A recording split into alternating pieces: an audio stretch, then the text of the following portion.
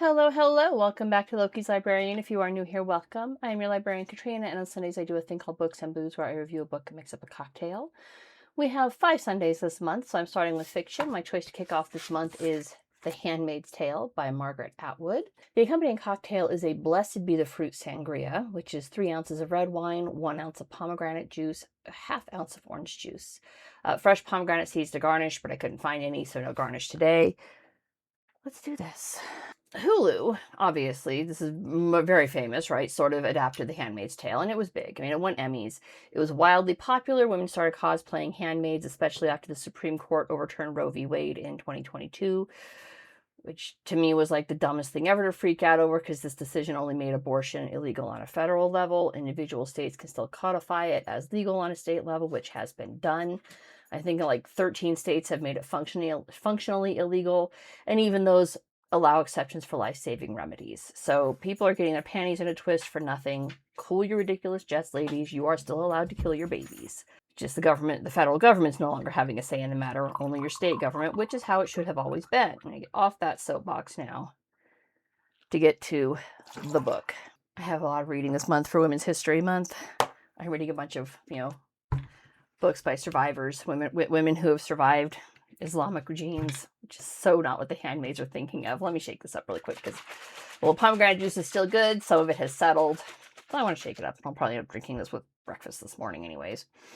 Back to the book. Okay. I actually had read The Handmaid's Tale before. I read it decades ago and whenever the movie starring Natasha Richardson as Offred and Faye Dunaway as Serena Joy came out, so like 1990, 91, 92, somewhere in there. I saw the movie and I read the book and I thought it was dumb back then because I was like, that would never happen in the United States.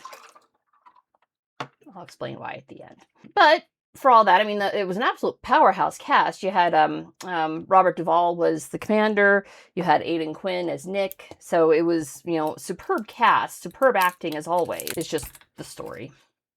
Anyways, the movie actually portrayed the book fairly accurately. I mean, the story was a little out of sequence from what it was in the book, but all the key elements were there. Like all the chapters that were highlighted, they were there. I think the exception is the very, very end in the movie. Spoiler alert on a 30-year-old movie here, folks.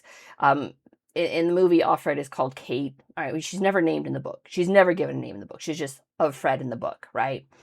In the movie, Kate kills the commander before being taken away, and she's definitely pregnant by Nick, and the movie closes with her in hiding, waiting for Nick.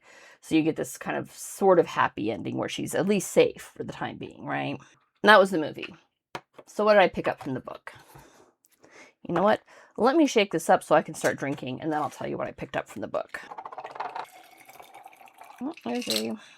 Pomegranate and red wine, just kind of, it's a very, very, very red cocktail. What did I pick up from the book? Well, Gilead is, quite obviously, there's no pretending this otherwise, right? It's the replacement nation state that takes over when Congress is fully destroyed in a bombing, essentially wiping out our entire system of government overnight. It's not quite spelled out, but it is hinted that while Islamist extremists were blamed, it was most likely Christian fundamentalists that pulled off this coup and destroyed the nation. Although, it certainly is possible that Congress was destroyed by Islamist extremists and the Christian fundamentalists simply saw their opportunity and stepped into the void. It's hinted at, but never clearly said. It is never explained why the handmaids are needed. All right, fertility rates are down, that's explained, and they kill the doctors who used to perform abortions, even though abortions were legal at the time they were performed. But they never explicitly say why fertility rates are down. They never say, if it's a plague, if we over-vaccinated and destroyed the healthy reproductive systems of women. They never explain if it's actually the women. And that is in the book, all right? Men aren't allowed to be sterile, right? It's always got to be the woman's fault, which, okay, to be fair, that's pretty accurate. It's always the woman's fault. It's really sweet. I honestly couldn't tell you though if it was because of the wine. I'm not much of a wine drinker, so I went with a small bottle of Cabernet Syrah, which I don't know. I have no idea what's a good wine and what's not because I'm not a wine drinker. It's okay. It is sweet. So we don't know why fertility rates are down. All right. In the movie, haven't seen the series. I think I saw like the first 5 episodes of the Hulu series and then I just stopped. If something doesn't hold my attention, I'm not going to beat it to death. I'm just going to stop watching it. Or if a character makes a dumb decision, I'm going to stop watching that too because I just don't have time for that level of frustration. But in the movie, it was because, acid rain was happening and it was destroying the planet and over radiation and blah, blah, blah. Okay, fine, whatever. Second marriages have become illegal under a Christian fundamentalist state, which is how Fred finds herself a handmaid. She was a second wife. In the book, she was also the mistress before being the second wife. One of those rare times when the husband actually does leave the wife for the mistress. And that added an interesting layer in the book because it added an element of, on some level, she kind of felt like she deserved it and that's why she was complicit in it, because she was the second wife. The propaganda got to her at some base level, right? That she didn't deserve to be happily married because she was a second wife. She had stolen another man's husband. And that those whispers of the wives in the background, oh, they're all sluts, they all want it. No, they don't want it, but there's just enough truth to it to make it sting, right? She was a mistress at one point. So, in the book, yes, she had a daughter who was taken away from Fred when she's captured and presumably given to another family. We never actually know what happened to the daughter or to Fred's husband, who is presumed dead in the capture of Fred when she's trying to run away. Fred takes us through her time in the Red Center, where the handmaids are trained, provides snippets of life in Gilead. She tells us about the ceremony, why the ceremony is performed the way it is. It's all, biblical references, with the intent being the man will impregnate the handmaid in lieu of the wife. But it's really a perverse, dry threesome, because the wife just sits back and, think of king and country, man. Handmaids hold this kind of weird status in society. I mean, they're not free, right? They're not able to come and go as they please, but they're definitely a step above the econo wives. The econo wives are the wives of the proletariat, but they are looked down on by all. So they're held in this weird social status, largely because they are fucking other women's husbands, and that makes everybody uncomfortable on a deep level. Legally or not, society does not approve of such behavior in general, right? We don't approve of women who sleep with other women's husbands. It's just very much looked down on. And so even though it's societally approved in this particular instance, they are still looked down on. Reading is forbidden to all women. ID is checked at every point to ensure they are authorized to go where they are trying to go, and they are forbidden to walk anywhere alone. They're only allowed to walk with another handmaid, and each is expected to spy on the other. So you have this absolute peak Soviet state where everybody is spying on everyone else. Fred's partner is Glenn, and remember, they don't actually know each other's names here. They're just, Glenn is the handmaid to the House of Glenn, right? Handmaids always take the name of the male of the house to which they are assigned. Term of service to be 2 years unless pregnancy occurs, which obviously if they're 18 months in and she gets pregnant, it's going to go a little bit longer as she births the baby and then helps to breastfeed the baby. That's what I'm looking for. All women are broken into categories. All of them. You have the wives, clearly the wives of the men who run the things. The Marthas, they run the kitchen and clean the houses of the wives. The aunts, they oversee the handmaids' training and discipline. The handmaids, the fruitful women who are healthy and physically capable of bearing children. And the econo wives, the wives of the proletariat working classes who are in good standing, but they don't quite merit a handmaid. So I feel like that would be the sweet spot to be if you were really in this society.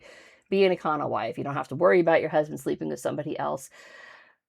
Be a little more freedom too, I mean, no, you may never have a child, but to me, the suckiest part of this would be the boredom. If they would just let her read a damn book, but no. But if you fall out of favor or violate rules and laws, you could go to that other place, Jezebel's.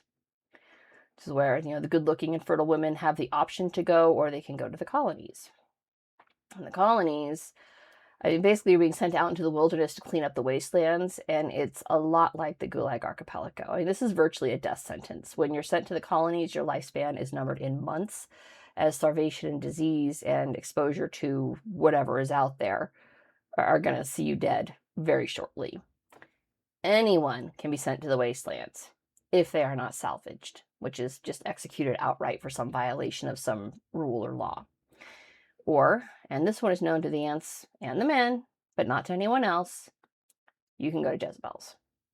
Wastelands or Jezebel's. It's interesting how the aunts know about this. And we know they know about it because there's an aunt at Jezebel's when Fred is taken there by the commander. but it shows the absolute complicity of women in the society that has been built.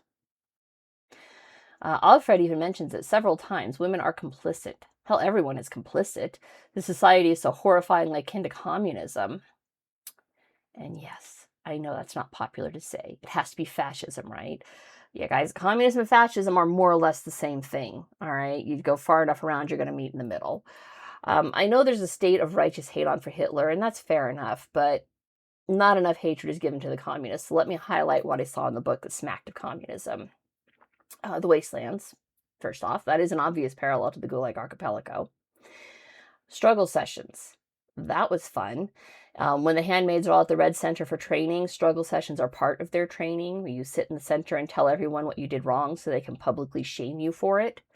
Struggle sessions is like cult training 101, and communist China was infamous for it. There was a book written by Robert J. Lifton, Thought Reform and the Psychology of Totalism, a study of brainwashing in China. I have that on my reading list for later this year, but struggle sessions is what that is, essentially. Party loyalty is how you move up the chain and could get you benefits like a wife and a handmaid if the wife ends up not being able to, bear children. Better housing. Communists controlled all the housing. The ants, when you're training the handmaids, when they're training the handmaids, even include this very famous Marxist quote, "From each according to his ability, to each according to his needs." In the book, it's attributed to the Bible, and to be fair, a version of this is in the Bible, but only in regards to voluntary efforts. See Acts 11:29. This is also found in The Richest Man in Babylon. That what's the word I'm looking for? Not parody. Parable. The parable about wealth and how to save it. It's referenced in there too.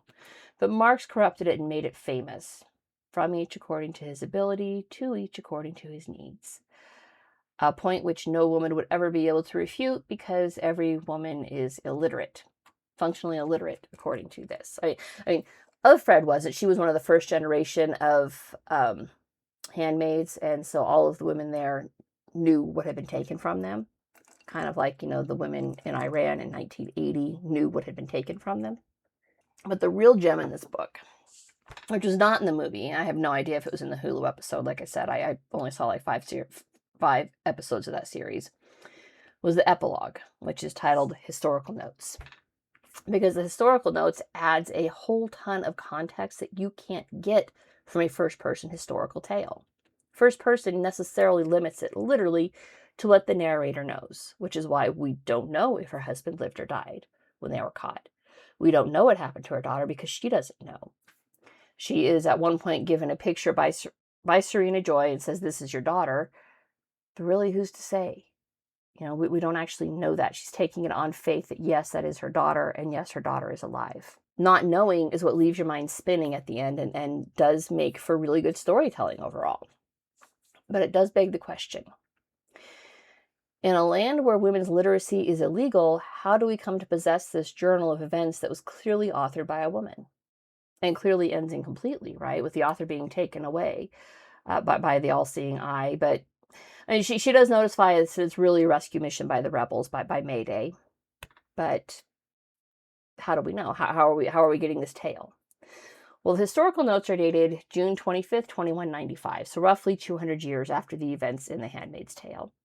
And it's basically a university lecture exploring the history of Gilead through The Handmaid's Tale. And we find out that the tale itself is a transcript of tape recordings found in a box after the fall of Gilead. And it was found in a box in what used to be Bangor, Maine. That of Fred was one of the first handmaids because they managed to trace Fred to one of two possibilities, both of whom were involved in the creation of Gilead and the rules therein. One of the speakers at this university even wrote a paper called Iran and Gilead, Two Late 20th Century Monotheocracies as Seen Through Diaries. Isn't that interesting?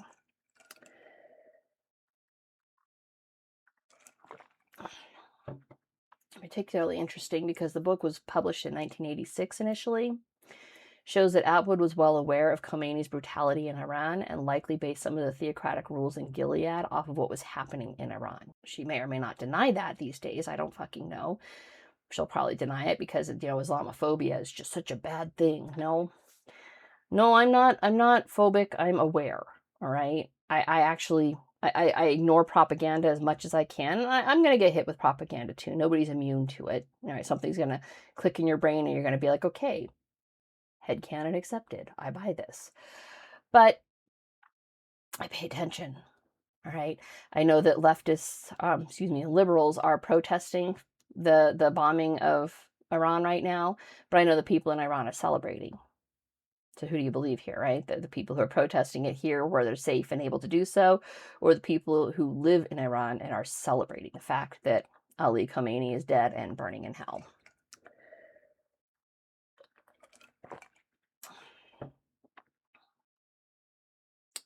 People are so freaked out about Roe v. Wade that you're embracing the true tragedy of Islam, which will destroy the very freedom you're enjoying yourself and you're with your self-proclaimed melodramas, all right?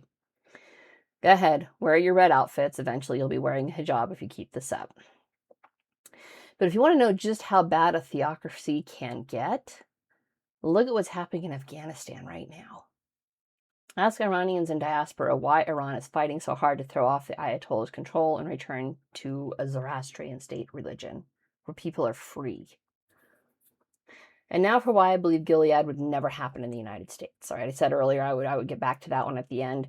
Here's why I think Gilead would never happen. Texas. One of the funniest lines in the entire book also comes from the historical notes. So it's at the very end. It's in like the last 5 pages of the book.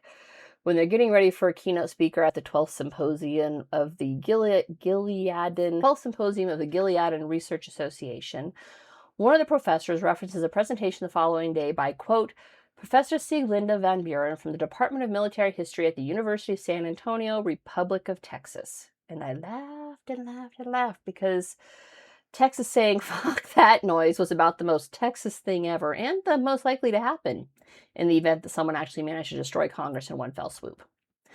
But moreover, consider this. Congressional approval rating is at a mere 32%. This is from, AI, right? And that's up from a low of 14% in November of 2025.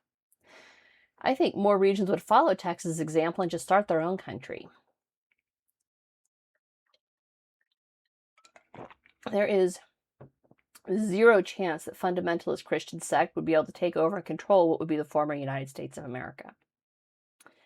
They might, maybe, at a stretch, be able to take over a small section. And I'm going with the Northeast. And not just because that's where the book is set, but because the Northeast is super eager to give up all their gun rights, making such takeover actually possible. They have already shown that they are more than willing to follow all ridiculous rules. I mean, look at how they reacted to COVID. The rest of the country would fully balkanize, most likely into 12 or 13 different regions, which would each form their own government with varying degrees of freedoms for their citizens. But outside of some bizarre metro areas that are dead set on suicidal empathy and the belief that Islam is the religion of peace, the rest of America would reject whole cloth the concept of a theocracy. But you could also argue, guys, that there's peace in death, right? So, yeah, it's the religion of peace if, you consider the peace of the grave. Although, to be fair, the hallmark of good fiction isn't necessarily how plausible is this, all right? Because good fiction is like The Lord of the Rings. Love The Lord of the Rings, but how plausible is it, all right? Absolutely love Dungeon Crawler Carl, but how plausible is it? It's a good read. It's fun. It's an enjoyable piece of fiction. Not necessarily something that's going to happen. But the hallmark of good fiction is, does it make you think? What would you do in a similar situation? This made me think that Offred is thoroughly unrelatable to me. I know a lot of people see themselves in her, which is interesting, given that whole she slept with another woman's husband before the fall. And that's only part of why she's unrelatable to me, though. I wouldn't sleep with a married man to begin with. I have slept with divorced men, but they weren't married when I slept with them. But mostly because I don't know how not to fight back. I wouldn't drive up the road to a checkpoint counting on forged documents to see me safe. I'd cross-country trek it, yes, with a child in tow, firearms at the ready, because, hey, better them than me. I would not kill my damn cat. No joke. When she and her husband, it's not Fred, Fred's the commander, Luke. When she and her husband Luke decide to make a run for the border, they realize they can't take their cat with them, which, fair point. Wrangling a kid is going to be challenging enough. Cat is probably going to be a little too challenging, right? Rather than putting the cat out and letting her fend for herself, they decide to kill the cat.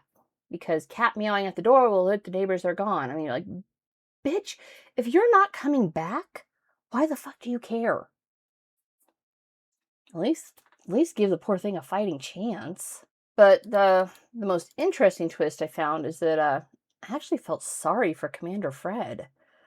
I mean, I get that he's meant to be the bad guy, right? He's, white male, the patriarchy, burn it all down. I get that he's the bad guy. But through Of Fred's remembrances, overall, you get the sense that all he wants is a human connection, which was denied him by his bitch of a wife, who was so focused on what she could not provide for herself, namely a child, that she was complicit in all of this. And instead of saying, I'm fine with it just being us, she's like, yeah, I want a handmaid. I want a baby.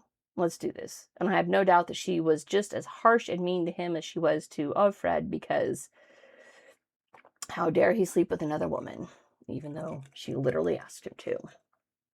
Because and what makes me say all this is because while the commander did invite Alfred to his study to play Scrabble and other board games, and he would give her contraband magazines to read, like old magazines, like they're not publishing Vogue anymore, but he had old copies of Vogue and he'd give her those to read, right? What he wanted her to do was kiss him like she meant it. He wanted to feel a little bit of love from somebody. I mean, he didn't make a play for off-ceremony sex until he took her to Jezebel's. I mean, mostly he just wanted to connect with another human being without all of the political bullshit in the way. I feel sorry for the man. I mean, this book was for me. And probably part of that is the overblown reactions of the feminists who, having probably only watched the show or maybe skimmed the book, most likely missed this line from the book, which was an absolute banger. Quote, "Mother, I think, wherever you may be, can you hear me? You wanted a woman's culture. Well, now there is one. It isn't what you meant, but it exists. Be thankful for small mercies." Feminists love a feminist retelling of classics like 1984, or the Arthurian legends, or Greek myth, right? I would love to see a masculine retelling of The Handmaid's Tale from a man's perspective. And specifically the tragedy that this system created for itself of loveless marriages designed only for continuance of heritage. Because while Robert Duvall delivers an amazing villain in the movie and Joseph Fiennes is always a powerhouse no matter what he does in the book, Alfred says many times that she found the commander quite likable, which means that, like her, he's in a hell of his own making. And yeah, she helped make this hell through her own compliance. And the road to hell isn't just paved with good intentions. It can also be paved through compliance to unjust laws. And as the saying goes, when tyranny becomes law, resistance becomes duty. And that's it for this week. If you liked what you saw, don't forget to subscribe, and I will see you guys next Sunday. Bye.